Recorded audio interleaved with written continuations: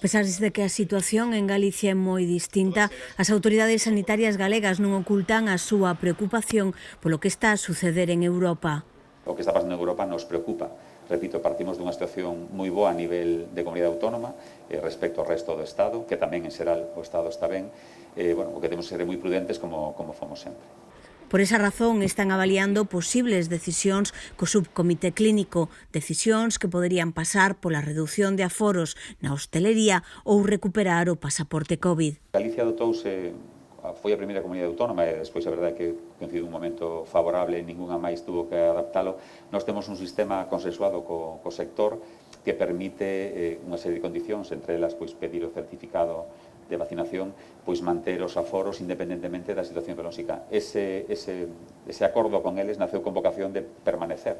Non hubo que mantelo afortunadamente no tempo, estamos no 100%, pero a filosofía dese acordo está disponible para, xa o dixemos, para ter que utilizala se fora o caso.